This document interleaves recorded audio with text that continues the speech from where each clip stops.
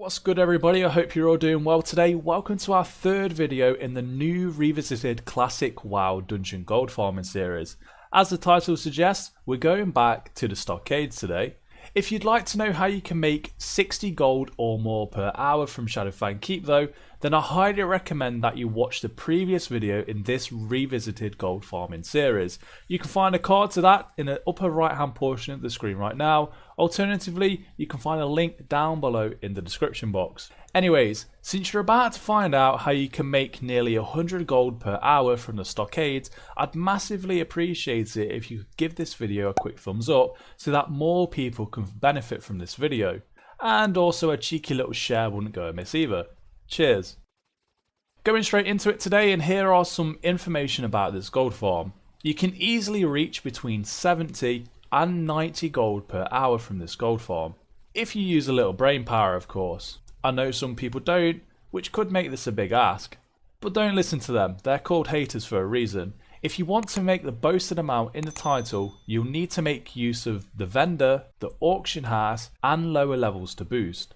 By using a combination of all three of these gold farming methods, you'll end up with between 70 and 90 gold per lockout, which you'll typically hit lockout after around 40 minutes. The dungeon is also located right in the middle of Stormwind, so it's mainly an alliance dominated gold farm.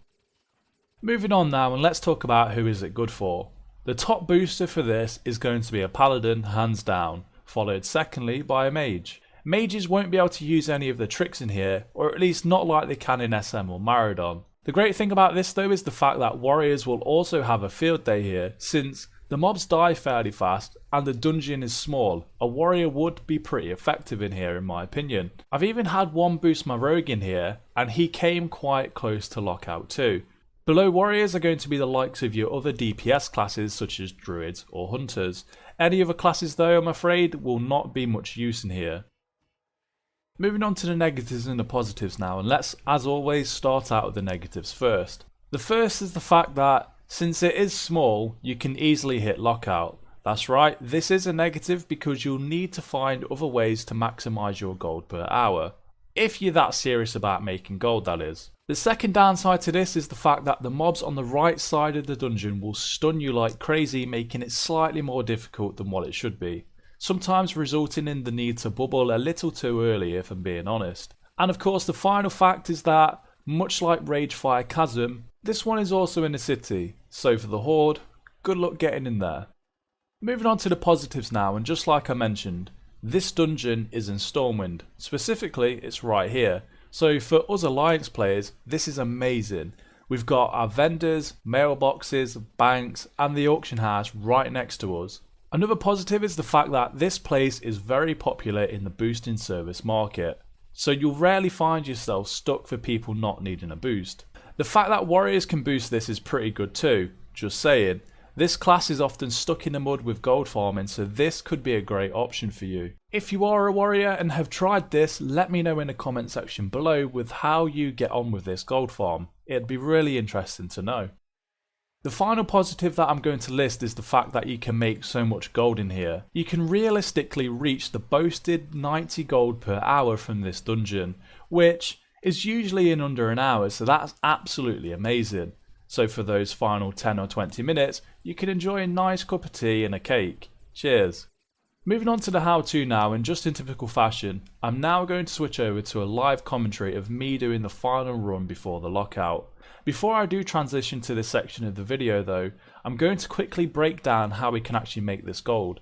So just to reiterate, it's as follows. 15 to 25 gold per lockout from vendoring all of the greys and the raw money that you pick up, as well as vendoring some trash greens too. 15 to 25 gold from the auction house items, the greens, the cloths, etc, etc. And finally 40 gold per lockout from selling boosts at 2 gold per person per run, giving us a total of 70 to 90 gold per lockout depending on our luck. Anyways, on with the show. Okay everybody, so here we are, we're about to finish our 5th and final run for today's gold farming session. So what I'd like to do firstly is, before I go back in, obviously I'm just going to empty my bags, free up a few spaces, and then we'll continue. So We'll pause the timer a second as well whilst I just talk quickly. So if we look at this, right, so according to the Titan panel, we've actually made you know, nearly 11 gold just from selling those previous two runs, as well as the action money that we picked up. Okay, what I'm going to do is, just for video purposes, I'm going to keep a hold of select, well, most of the green items actually, but I'm going to sell everything else unless it's certain things such as the bags and that. Okay, so in fact I might even keep that. Yeah, we're going to keep that. So let's just sell all this real quick, because you will have to do this twice in 1 hour if you're going to loot everything. Okay, so we'll just do this now. Now again, I'm trying to be as fast as possible here, so I may miss a few items, as in I may sell some of them by accident that I would normally keep, but it's no worries. Such as the cloth, to be fair, I would keep all of the cloth. Alright, I'm going to use this as well on myself, and I'm going to sell the other one. Okay, so we'll get rid of that, because obviously I'm not going to be using the second one, am I? Because this is the end of the 5 runs basically. So there's all the items after 4 runs, and now that gold has actually gone up to 13 gold and 50 silver. Okay, so let's do the 5th and final run, which will be, you know, if I didn't loot everything, obviously I'd have to you know, have this done by 30 minutes easily. In fact, let's just reset the instance as well before I forget about that. Give myself blessing of wisdom, give myself divine favor, and obviously I got that scroll of armor, so that's an extra 120 armor. I'm also going to be using devotion aura for this run, or at least at the start of it. Of course I've got Dragon Slayer buff, you know, doesn't really affect it too much. So yeah guys, obviously I know that I would have probably already mentioned about the trinkets for this gold farm. So it's not so much super important that you do have essence of the pure flame. You know, I would say that you could go ahead and use Uther's strength, but for this it makes it a little bit easier if you've got the essence of the pure flame, just because by the time you get towards the end of both pools, you know, most of the mobs are nearly dead, so it'll only require 1 or 2 consecrations to finish them off. Of course, as always, the most important trinket for this gold farm, and most of the other gold farms that I do actually, is the Force of Will trinket. Essentially, it's like a, you know, almost as close as a maxed out sanctuary aura. So it's a really good item to have as a holy paladin for AoE farming, that is. Okay, guys, so here we go. 5th and final run. As you can see, there's a lot of people there as well, so you won't have trouble selling boosting services here. Okay, so I've already mentioned about gear and that, so let's just go, shall we? We'll continue the timer. So I like to usually start out by judging that mob right there, and I always start at the left side as well, probably because I'm left-handed, and then I'll use consecration there just to get rid of those mobs. Sorry, not get rid of them, tag them I mean. Now the trick for tagging them with consecration is you'll gradually see it throughout this video, right? So I like to do it just as I'm about to hit the door, so there, and then I'll press consecration and then I'll run back. Okay, so the reason for that is obviously because it saves you running that distance, but also it tags them as well at a range, whereas, you know, normally you'd have to run right up to them and hit them with your melee weapon. Okay, so it's really handy for that. So again, watch this, hit the door, consecration, and that mob is chasing us now, which is fantastic. It's a really good tip to have, that is, I think. I know obviously you can't do it for every single room, but you know, it's no worries. You'll be able to do it for most of them, at least 50%. Always strafe as much as possible, constantly trying to change your target, dropping down rank 1 consecration as we go along. You can see lots of Skull Flame Shield heal procs in this as well, which is really good. There's also a chest there, resealed Seal of Light. Now also, always try and target the mob that is, you know, the closest to you as you're doing this. I'm going to pop off a Holy Potion there as well, getting a bit low. Rank 1 consecration. Yeah, so always try and get the mob that's closest to you, because obviously you'll be able to hit them and obviously get a few Seal of Light heals in, which is really what you want. So as you can see there, most of their mobs are actually nearly dead. So right now we're going to change over to Retribution Aura, drop down max rank consecration, find the mob with the most health, judge it, reseal it with light, And there we go. That's basically the first pull, guys. Obviously, you won't really need to bubble for this one because this is the easy side. By easy, what I mean by that is the mobs don't actually stun you on this side, or if they do, it's only 1 or 2. Now when they're nearly all dead, I'll drop down a rank 1 consecration and I'll start looting just to save some time. With, you know, retribution aura up, as well as the trinket that I've got, I find that when they're this low in HP, rank 1 is all that you need to down them, really, so you can continue looting, because honestly this is the thing that eats into your time the most. Like, if you were to just, you know, boost low biz for 2 gold a run and obviously not loot all of these items, you could have this done and hit lockout in 30 minutes or less easily. Obviously the only problem is, like I say, this is what eats up a lot of your time, so you know, you're easily looking about maybe 4 minutes to loot the entire dungeon in total. So, you know, about 2 minutes for this side and about 2 minutes for the other side. Now the reason why I'd rather do it like this instead of doing it in one pull is simply because, you know, with this you're going to hit lockout anyway, but also, like, you know, if you did try and do it in one pull, as in get both sides of the instance, you know, you're looking at having items such as swiftness potion, which again eats into your profits really, so you don't really want that. So yeah guys, now they're all looted, I'm just going to double check that I've got everybody. That's what I always do. Yeah, it takes a little bit longer, but you know, better to be thorough than not so thorough, you know. Lock chest there. Been really unlucky with the chest today actually, for this hourly lockout thing. I've only actually got 2 out of the entire 5 runs that I've done. See if we get lucky in a second though with the ones up here. So I'm just gonna make sure that I'm topped up on mana and then continue. So this is the hard side guide, so make sure that you change over to devotion aura as well, and it's more or less the same sort of tactics. You know, I'll start out on the left side, I'll judge the mob there like you've just seen, I'll do a consecration here, always tag in the mob that's closest to you, try and strafe as much as possible too, although it's a little bit difficult on this side because obviously all those stuns.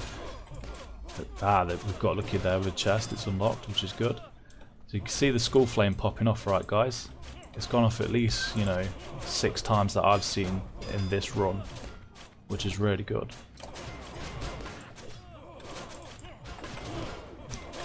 See, the reason why I don't like this dungeon so much is because it's very small and crowded.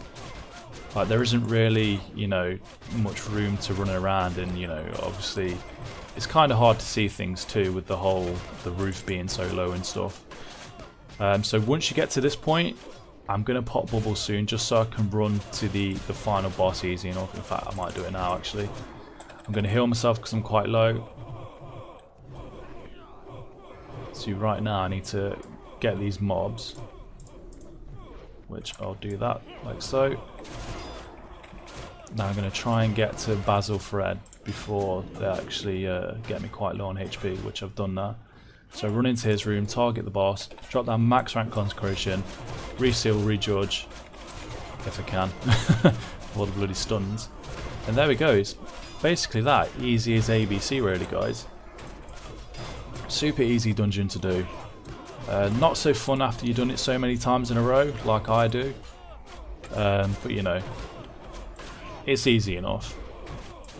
And it's more convenient if you just outright charge for boosts rather than loot and everything, because that takes up so much time. Okay, so like I say, rank 1 consecration there just to finish them off as I start looting, just to save a little bit of time. And obviously we're in no rush because, you know, this is the final run. We've basically hit lockout now, so, you know, you can't exactly do any more instances now. Although I will say one thing, right? We've actually been really lucky with those items. They're Stockades. You'll see how many we've got in a second when I tally all this up. Okay, so I'm going to leave the video running now, guys. We've actually cleared it in 41 minutes, which is not bad, you know. I didn't pause the timer to go sell stuff to the vendor either. Well, the second time I did, but you know, it doesn't really matter so much. Right, so where's that chest as well? Sorry, I'll pause the timer too, because I know there was a chest somewhere. Also be on the lookout as well. Obviously those mobs, there it is. You know, some of them can die before you get to the end. So just obviously always keep your eye out for that, just in case you miss any. You never know, you might get a blue. Okay, nice. So there we go, that's Stockades done in, you know, 41 minutes. Pretty decent time, to be fair. So right, let's go sell all of this stuff and see what we've made, shall we? As you can see, guys, comparing this to the original video that I did way back during phase 1 or 2, obviously it's a huge difference. You know, it's much faster solo. Don't really need to bubble half the time. You know, it's really, you know, improved compared to then. Obviously with all this, you know, different gear. Okay, so now again, guys, as I've mentioned, right, so this gold farm, if you sell everything, that's the greens, the cloths, everything means everything, right? This gold farm is 20 gold per hour, right? That's after your repairable as well. Now, this gold farm easily goes up to between 30 and 50 gold per hour if you make use of the auction house, which is what I also explained in the original video. Just a lot of people got butthurt about it. So just for simplicity, I'm going to sell all of these trash items now, actually. To be fair, I'm going to keep hold of the cloth that I've got for this final run as well, because obviously that will add to the total amount that I've made. Sell the scrolls, don't really need them. Just sell all the greys, which I think we've done. Sell the potions too, get rid of the food. So we're going to go through these greens in a second, and we're actually going to look at, you know, what's worth it and what isn't. So we will sell some of these, but again, like I say, just need to go through them really. So you just have to excuse me here for the faffing around, so to speak. Okay, right, I think that's more or less everything. Right, so just from that, we've made 16 gold, okay? That's all of the loot and all the greys and some of the greens. Not all of the greens, we've still got some here to sell.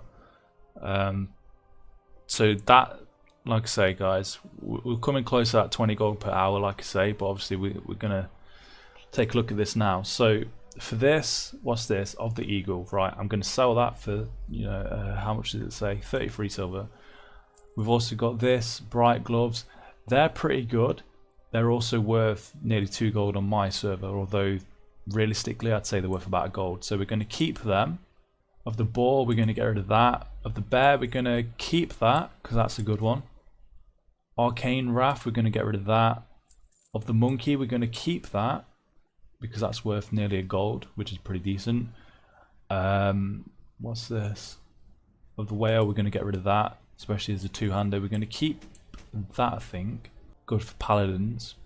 Of the whale, we're going to get rid of that. Of stamina, might be worth selling, I don't know. Of the eagle, we're going to get rid of that. Of power, we're going to get rid of that. I'd say we could probably keep that. That's pretty decent. We're definitely keeping them. The gorilla, we're going to get rid of that. Bright braces, again, we'll keep hold of them. Forest buckler, we've already got one, so tell you what, we'll keep it anyway. It's an alright shield. Of the eagle, we'll sell that. Frozen Wrath, definitely keep them because a lot of mages will buy that. Of the bear, it's a main-handed sword, we'll keep that as well. Of the owl, we should keep that because that's good for priests. We'll get rid of the bow, and the ring of the bear, we'll keep that too, okay? So how much has it gone up to now? So it's gone up to 18 gold, so that's, you know, like a 2 gold increase right there. So let's look at some of these items as well, right? So definitely keep them because a lot of twinks will buy them. The bags are also, they probably would sell for new players. You're just looking at, you know, quite a few days before they actually do sell. We got really lucky with the Mossy Gates, like I say. They're worth nearly 3 gold for 5 of them, which is really good. We've also got some ore from the chests. Right, so let me just write this down so I know what I'm on about. So, purely from loot, as in raw money that we picked up, as well as the items that we did sell, which was a lot of cloth as well as a lot of greens, we've actually made 18 gold and 16 silver, okay? Which of course would go up to 20 gold if we sold all of this. There's no doubt about it. So let's look at the cloth now, because I know that I am going to sell some of this on the auction house, because it's worth double if you did auction house it, which is actually a pretty decent idea, to be fair. So we've got 11 silver, and we've got 7 silver. So we've got 30 silver for the wool cloth. We've got an extra 10 silver on top of that, so that's 40. So we've got 80 silver there. So we've got 80 silver for the cloth, plus that, which is only 4 silver. We've got 60 for that, and we've got 12 for that. Okay, so we'll round it off and we'll say 1 gold 50 for this row of items here, which is the cloth and the ore. Okay, right, so that's 1 gold 50. Now we'll look at the bags. Okay, so we've got 8, they're basically 80 silver each. Okay, so that's what, 1 gold 60, so that's just over 2 gold. So we've got 2G for the bags. We've got 5 Mossa gates, which, like I say guys, I think I got really lucky with that. Don't expect to get that many every time, but that, we'll round it off and we'll be generous and say that's 3G, which ain't bad. We've also got that, which is another 2 gold, the scout shoulders. Now they will sell definitely, because they're a twink item. Okay, so you know, they might not sell right away, but after a week they would sell. So essentially for the bags, the gem, the shoulders, the ore, as well as the cloth, we've actually got 8 gold just for them items alone. Okay, which ain't half bad. So that instantly bumps us up to a whopping 26 gold already. Okay, which now we need to take into account all of the greens, of course. So we've got 60 silver for that, and we've got 70 silver for that. Okay, so that's what, about 1 gold 30. That's 1 gold 70 there. So we'll say 2 gold 60, 3 gold 50 for the top row, 4 gold 40, 5 gold, 6 gold for them 2 items, 690, 780, 9 gold, and then we'll be generous and say that's a gold. So 10 gold for those green items. Okay, now obviously it's not an exact 10 gold, of course it might be a little bit more, it might be a little bit less. That's just a rough, you know, idea of looking at the minimum buyout for my server. Okay, so we've got 10 gold for that. So that's actually 36 gold in total that we've actually made today in just 41 minutes. Okay guys, so essentially it's roughly, you know, right around where I said. Now I know obviously, you know, at the start of the run, so for those first 3 runs, we actually sold a lot of greens regardless of the value of them. So we could have actually had quite a few more. We could have easily had an extra 10 items plus the cloth on top of that. So I am going to go out on a limb and say, you know, if we never sold them, then it would have been, you know, around 40 gold. Okay, in 40 minutes, which isn't half bad. Okay, that goes in line with exactly what I said in the original video, which is around 50 gold an hour, you know, at most. Of course sometimes it's going to be less, sometimes it's going to be more, depending on your drops as well as your luck. Okay, so you know, these items I know for a fact I won't have a problem selling at all, because you know, they are pretty decent items. Obviously they're only low level things and they're only greens, but they do sell. Okay, there's always people, you know, particularly nowadays with the population being so high, there's always people that are looking to start a new alt and looking for gear for them.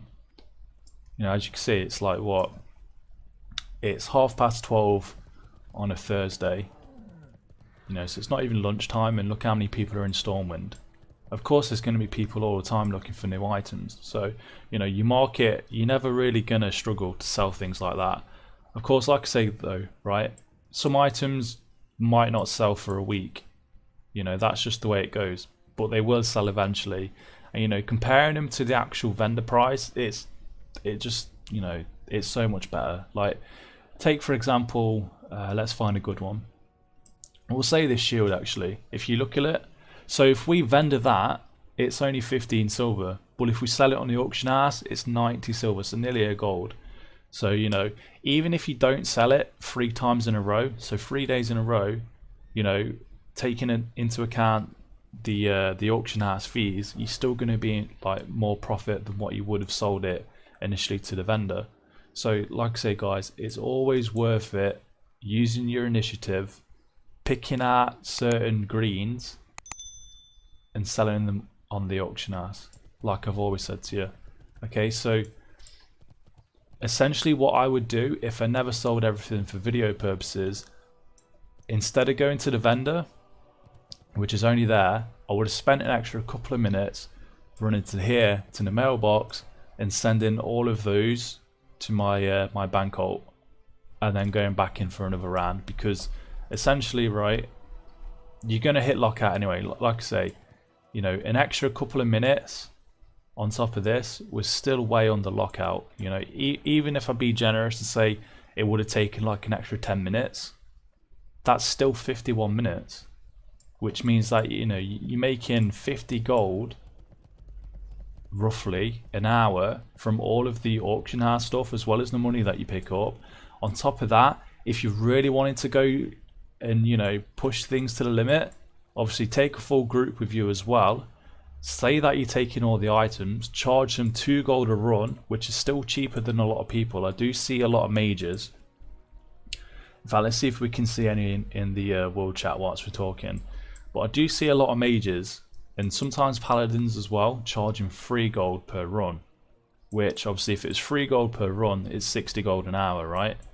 Whereas obviously if you charge 2 gold, it's only 40. But on top of this, on top of the 50 gold that you're already making, you're looking close to 100 gold an hour. And obviously everyone's happy because they get cheap boosts, they get all the XP, you get all the items, you get all the gold. And it's super convenient because it's right in Stormwind. And of course, you know, you've got your vendor there, you've got your repair there, you've got your mailbox there, and the instance is only there. Super convenient. So there we have it, everyone. That's how to make up to 90 gold per hour from the Stormwind Stockades. If you've enjoyed today's video, I'd massively appreciate it if you could give this... Scrap that. If you've enjoyed today's video, I'd massively appreciate it if you could subscribe to the channel, blah blah blah, scrap that. If you've enjoyed today's video, I'd massively appreciate it if you could subscribe to the channel and share this video with your friends. I have a goal of reaching 2,000 subscribers here on YouTube, so your support by doing that would deeply be appreciated. I do upload regular weekly videos on this channel for everything Paladin related, as well as other helpful things for Paladins and gold farming in general for WoW Classic. So your mighty effort to click that subscribe button wouldn't go in vain. Anyways, until the next one, cheers.